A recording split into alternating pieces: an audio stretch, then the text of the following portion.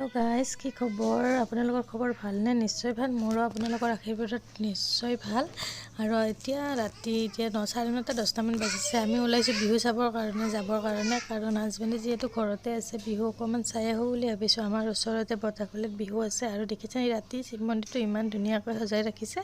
আৰু এতিয়া ঘৰৰ পৰা নামি আছোঁ আৰু যে আন্ধাৰ দেখিব পাৰে কাৰণ পোহৰ ৰাস্তাত তেনেকুৱা নাই আৰু যিহেতু ৰাতি হৈছে আৰু পোহৰবিলাকো ভালদৰে নপৰে, লাইটবিলাকত এনেকুৱা হৈ গৈছে। তাৰপিছত আমি এনেকৈ গৈ আছোঁ আৰু এইপিনে তল পালোঁ গুণগুণৰো পুতু আগত বহি লৈছে। সেইটো চিত্ৰ তাহাঁতৰ কাকো নিদিয়ে আৰু এনেকুৱা। আৰু গুণগুণক দেখিছেনে হাঁহি দিব ধৰিছে আৰু কি যে ফূৰ্তি তাই ফাংচন যাবৰ কাৰণে, কিন্তু ফাংচনত 1 মিনিট টাইমো নাথাকে, তাইৰ কাৰণে গুচি আহিবই লাগে। আৰু এইপিনে গাড়ী মটৰ ৰাতিৰ ৰাস্তাটো চাই ইমানেই ভাল লাগে কাৰণ গাড়ী মটৰে চাবনে লাইটে চাব এনেকুৱা এটা ফ'কাছ পৰিছে। আৰু এইপিনে দেখিছেনে, আৰু এইপিনে মোৰ গাড়ীত এনেকৈ বহি আছোঁ, হাজবেণ্ডে দোকানত গ'লে কিবা এটা আনিবৰ কাৰণে আৰু সেইপিনে বহি আছোঁ। আৰু এটা আচৰিত ঘটনা হ'ল, মোৰ মুখত অকস্মাতে এলাৰ্জি উঠি গ'ল। ভাবিছোঁ আৰু নাহিলেই হ'ল হয় ফাংচন যাবৰ কাৰণে, উপায় নাই, ছোৱালীজনী কান্দি আছে যিহেতু আহিবই লাগিব। আৰু এইপিনে গাড়ী আগপিনে দেখিছে যে গছবিলাক আছিলে হেমন্ত মামায়ে যে পুতিব দিছিলে, গছ এডালো নাই তাতে ৰাস্তাৰ মাজত, তাতে ৰাস্তাৰ কাষে গছ কেইডাল পুতি দিছিলে। এইপিনে হাজবেণ্ডে মূৰ বিষাই আছে, সেইটো কাৰণে মেডিচিন লৈ আছে কাৰণ মেডিচিন নল'লে তেখেতৰ ভাল নহয়। সেইটো কাৰণে এতিয়া হাজবেণ্ডে মেডিচিন ল'লে আৰু দোকানত ফাৰ্মাচীত গৈ নিমতো গাড়ীৰ ভিতৰতে খাই ল'লে যিহেতু ফাংচন চাব যাম। আৰু এইপিনে গৈ আছোঁ এতিয়া ফাংচনলৈকে। আৰু এইপিনে আমাৰ ইয়াতে এইটো শনি মন্দিৰ বুলি কয়। আৰু এইপিনে বজাৰ হৈ আছে, দেখিছেনে? বজাৰ আজি শনিবাৰ, যিহেতু শনিবাৰ বজাৰ হয়, কিন্তু ভাঙিবই হয় কাৰণ 10টা বাজিল যিহেতু। আৰু এইপিনে গৈ ফাংচন পালেহি, হুঁচৰি দলটো আৰম্ভই হৈ গ'ল, কিন্তু ইমানেই ধুনীয়া লাগিলে, চাওঁ বলকচোন।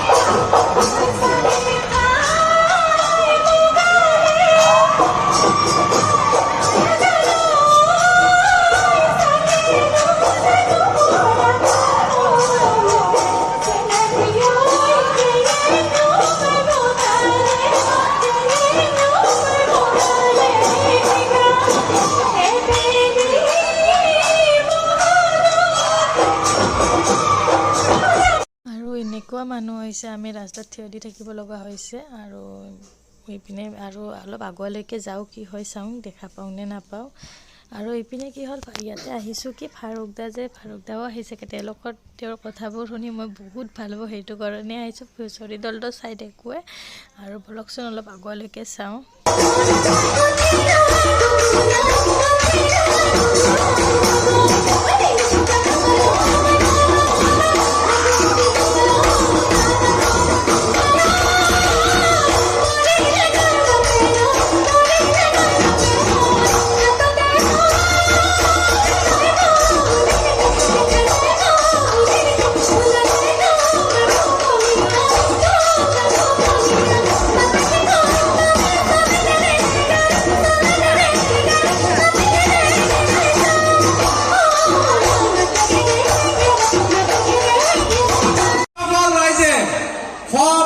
বিহু চাবলৈ আহিছে সেইসকলক ফেমিলি নমস্কাৰ। যিসকলে অহা নাই ঘৰত ভাত বনাইছে তেওঁলোকক ডাঙৰ নমস্কাৰ। তাৰপিছত নমস্কাৰ জনাইছো সেইসকল খুৰী আৰু নবৌ যিবিলাকে নিজৰ কেছৰটো গিৰেকক ট্ৰেন্সফাৰ কৰি দি নিজে ফ্ৰী হৈ ফাংচন চাই আছে, সেইসকলক ফ্ৰী নমস্কাৰ। তাৰপিছত নমস্কাৰ জনাইছো সেইসকল ছোৱালী যিবিলাকে বেলেগৰ পৰা ধাৰ কৰি মেকআপ মাৰি আহিছে।